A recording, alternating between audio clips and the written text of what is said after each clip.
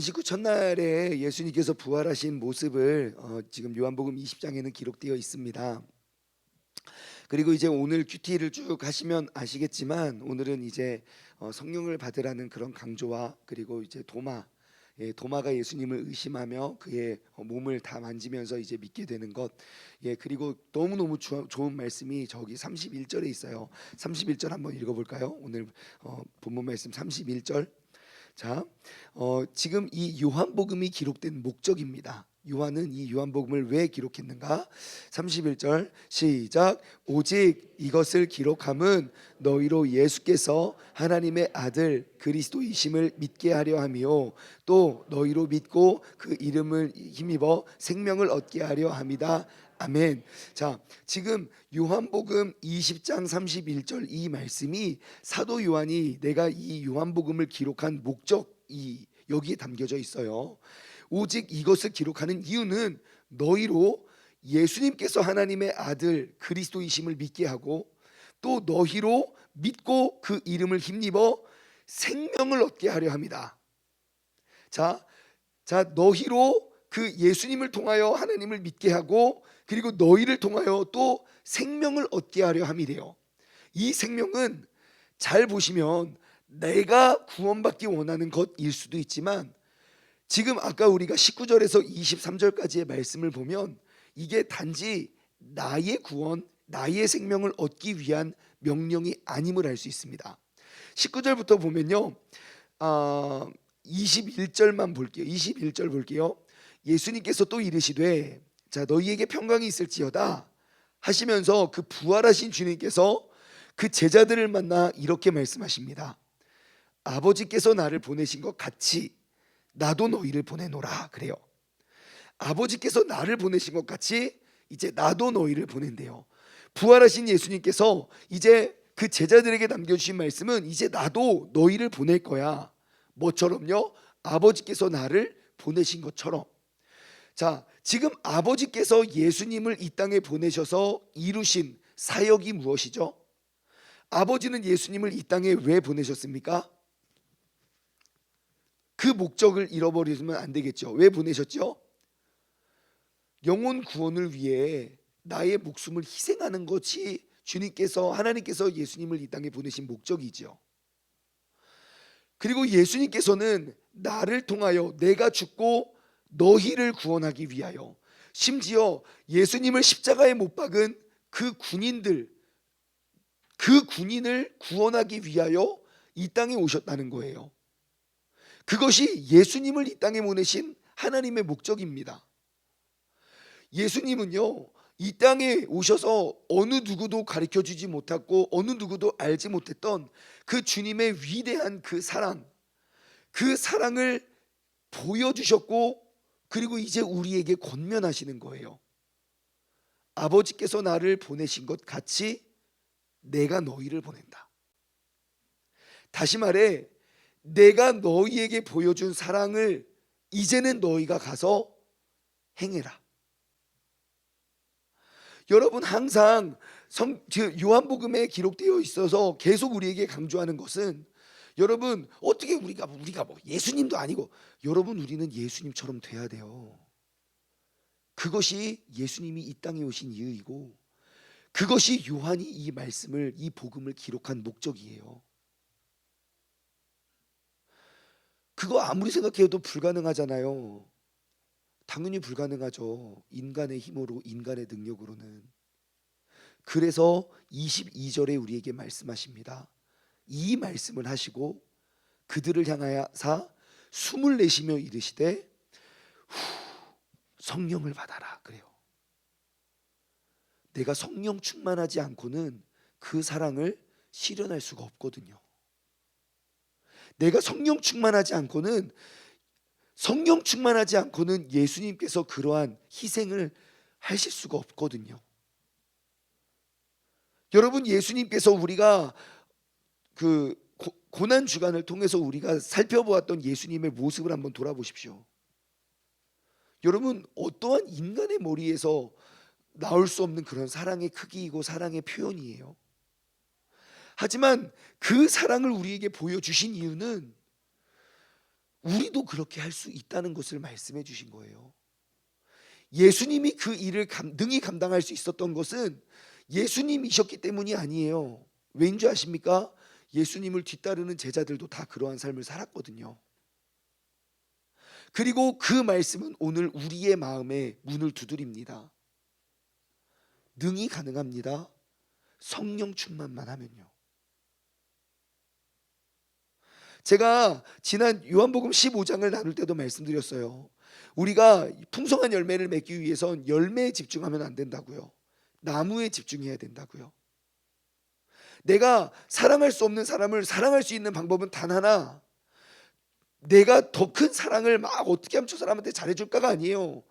내가 나에게 사랑을 베풀어 주신 예수 그리스도의 십자가를 우리는 기억하고, 나를 위해 흘리신 그 보혈의 피를 우리가 기억한다면 내가 이 사람 용서하는 건 일도 아니게 돼요. 내 안에 더욱더 큰 은혜를 우리가 사모하고 거기에 집중하면요, 내 눈앞에 보여지는 문제는 그렇게 큰 문제가 되지 않습니다. 그게 재정의 문제든, 그게 관계의 문제든, 그게 뭐 직장 생활의 문제든, 가정의 문제든, 여러분 그런 모든 갈등의 해결 방법을 내가 그 열매에서 보면 열매를 기대하면 우리는 그 열매는 더 작아지고 더 힘들어진다는 걸 우리는 알 수 있습니다. 여러분 오늘 이 시간 우리가 다시 한번 그 부활하신 예수님께서 우리에게 부탁하는 그 명령을 다시 한번 우리의 마음에 새겨 넣었으면 좋겠습니다. 21절에서 주님께서 말씀하시죠. 아버지께서 나를 보내신 것 같이 나도 너희를 보내노라. 여러분 주님께서는 이 시간 우리에게 명령하십니다. 이제 우리는 세상에 가서 예수 그리스도의 모습을 이제 비추어야 돼요. 그것이 이 말씀을 이해하는 사람이에요. 오늘 하루를 살아가실 때 여러분 꼭 예수님이 나를 사랑하신 것 같이 나도 누군가를 사랑하시기 바랍니다. 예수님께서 나를 위해 희생한 것 같이 나도 누군가에게 희생하고, 예수님께서 나를 위해 엎드려 나의 발을 닦아주신 것 같이 우리도 누군가를 그렇게 섬기고, 예수님께서 끝까지 가론 유다를 사랑하시고 챙긴 것 같이 우리도 떠나는 사람, 그 도망간 사람을 우리가 어떻게 할 수는 없지만 그 사람에게 끝까지 사랑하는 그 주님의 사랑을 우리가 계속 기억하며 나눌 수 있는 그러한 우리 모두가 되었으면 좋겠습니다. 사도 요한이 이 글을 기록한 이유, 오직 이것을 기록함은 너희로 예수님께서 하나님의 아들 그리스도이심을 믿게 하려 함이고, 또 너희로 믿고 그 이름을 힘입어 생명을 얻게 하려 합니다. 여러분 이 생명의 열매가 내가 종착역이 되지 않았으면 좋겠어요. 전 지금까지 요한복음 20장 31절이 맞아, 이거를 통해서 나를 구원하기 위해 기록된 말씀인 줄 알았거든요.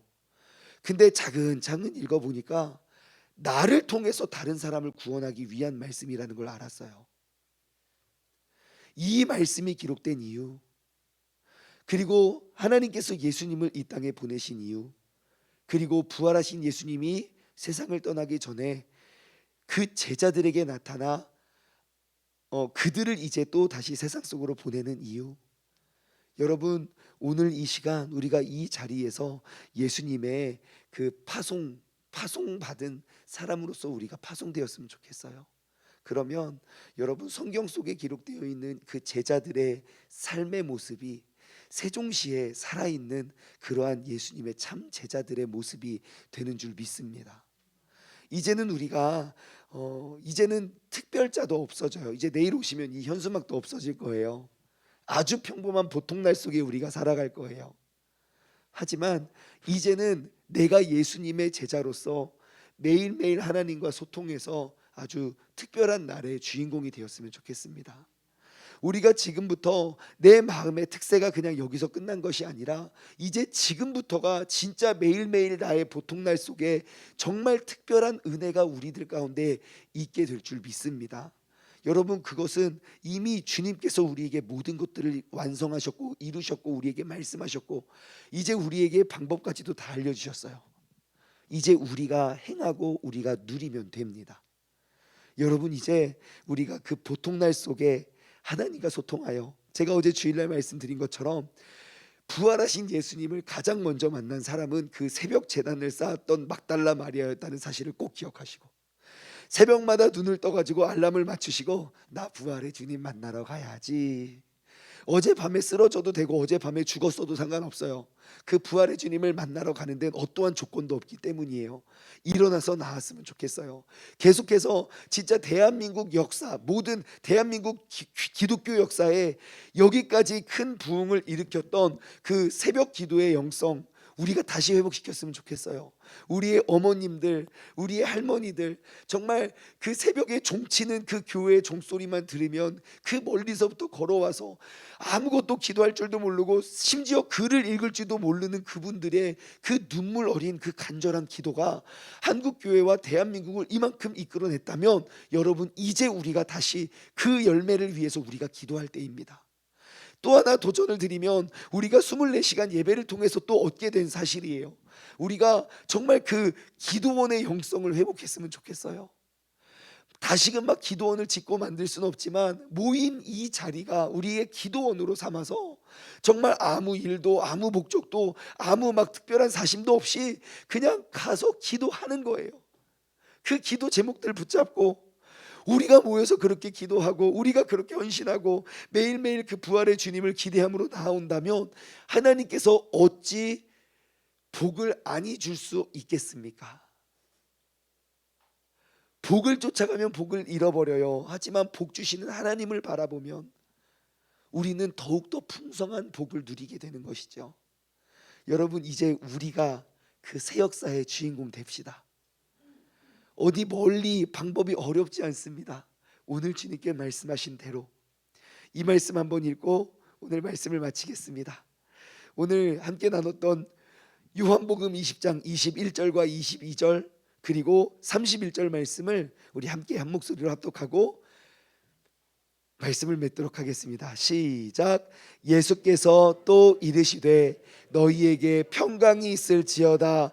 아버지께서 나를 보내신 것 같이 나도 너희를 보내노라. 이 말씀을 하시고 그들을 향하사 숨을 내쉬며 이르시되 성령을 받으라. 아멘. 31절 시작. 오직 이것을 기록함은 너희로 예수님께서 하나님의 아들 그리스도이심을 믿게 하려 하며 또 너희로 믿고 그 이름을 힘입어 생명을 얻게 하려 함이니라. 아멘, 아멘, 아멘. 우리가 이 말씀의 주인공, 오늘 이 새벽 부활하신 주님을 만나 그 부탁을 하신 그 주님의 부탁을 우리가 알고 예수님께서 나를 사랑하신 것 같이 나도 그들을 사랑하여 풍성한 생명의 열매를 맺을 수 있는 그런 생명의 나무가 되시길 주님의 이름으로 축원합니다. 기도하겠습니다. 하나님 아버지, 감사합니다. 지난 6주 동안 우리를 이 자리까지 이끌어 주신 모든 것이 주님의 은혜입니다.